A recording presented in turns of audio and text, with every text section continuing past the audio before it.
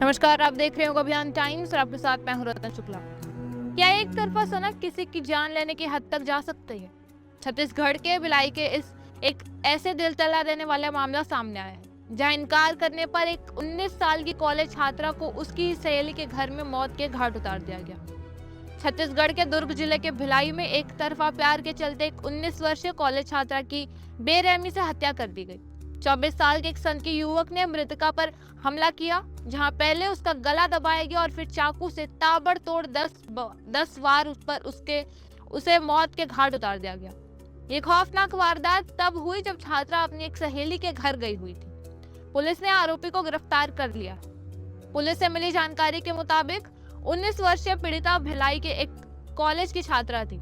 24 वर्षीय आरोपी पिछले काफी समय से उस पर प्रेम संबंध बनाने का लगातार दबाव डाल रहा था, जिसे छात्रा हमेशा खारिज करती आ रही थी। वारदात वाले दिन पीड़िता अपने एक सहेली के घर पर थी।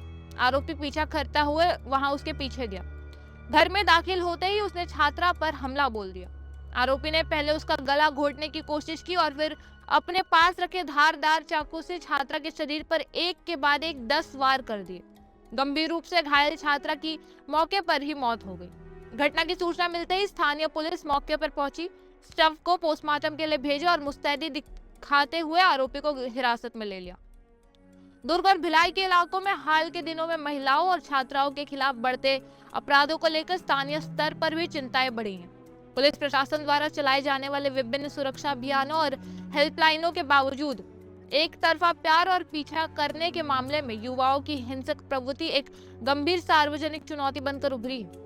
इस घटना ने एक बार फिर सार्वजनिक और निजी स्थानों पर महिलाओं की सुरक्षा को लेकर कई गंभीर सवाल भी खड़े कर दिए हैं। यह घटना केवल एक आपराधिक वारदात नहीं है, बल्कि समाज में बढ़ती उस हिंसक और उस सनकी मानसिकता को दर्शाता है जहां एक केवल ना को स्वीकार नहीं किया जाता। ये मामला कॉलेज जाने वाली छात्राओं की सुरक्षा, सख्त पुलिस पेट्रोलिंग और युवाओं के मानसिक स्वास्थ्य पर त्वरित ध्यान देने की आवश्यकता को रेखांकित करता है। कानूनी विशेषज्ञों का मानना है कि ऐसे जघन्य मामलों में फास्ट ट्रैक कोर्ट के जरिए त्वरित न्याय मिलना बेहद जरूरी है, ताकि अपराधियों में कानून का खौफ बना रहे। भिलाई की दर्दनाक घटना ने पूरे इलाकों को झकझोर कर रख दिया है। पुलिस फिलहाल आरोपी से पूछताछ कर रही है और मामले में आगे की कानूनी कार्रवाई जारी है। इस मामले में पुलिस की चार्जशीट और कोर्ट की कार्रवाई से जुड़े हर अपडेट हम आपको देते रहेंगे। आइए जानते हैं कि वहां के पुलिस अधिकारी ने इस बारे में क्या कहा। पूछताछ के बाद जो भी तथ्य आएंगे उसके हिसाब से प्रकरण में आगे कार्रवाई की जाएगी। लड़की यहाँ पे नर्सिंग का कोर्स कर रही थी और साथ में ही एक होटल में कैफे में काम भी करती थी। वो अभी पोस्टमार्टम में क्लियर होगा। वो अभी तो बॉडी को मोर्चरी में हम शिफ्ट किए हैं। पोस्टमार्टम और पंचनामा के दौरान ये बात क्लियर होगा कि उसको कहाँ कहाँ कितनी कितनी चोटें आई हुई। प्रथम दृष्टया ऐसे ही जानकारी प्राप्त हुई है, परंतु विवेचना के बाद ही ये क्लियर हो पाएगा कि उस मामले में वास्तविक स्थिति क्या है। लगभग 19 वर्ष है उसकी। खुशी साहू नाम की लगभग 19 वर्षीय लड़की जो ग्राम कुमी थाना बेरला जिला बेमेतरा की रहने वाली है और यहाँ रामनगर बस्ती में जो लकड़ी टाल है उसके पास ये एक और फ्रेंड के साथ रहती थी और में किसी अज्ञात व्यक्ति द्वारा इसको चाकू मार दिया गया है, जिसके चलते ये बुरी तरह घायल हो गई थी। इसको यहाँ पे उपचारार्थ हॉस्पिटल लाया गया था, जहाँ पे डॉक्टर द्वारा मृत घोषित कर दिया गया है। प्रकरण में इस मृत्यु के संबंध में एक मर्ग और हत्या का अपराध कायम किया जा करके अज्ञात आरोपी की पताचारी की जा रही है। उसकी फ्रेंड क्या बोल रही है सर? उसकी फ्रेंड भी साथ में रहती थी, क्या बोल रही है? घटना कैसे हुआ? अभी ये विवेचना का विषय है। अभी उसकी वो थोड़ी डरी हुई भी है और उससे हम इस संबंध में विस्तृत पूछताछ कर रहे हैं।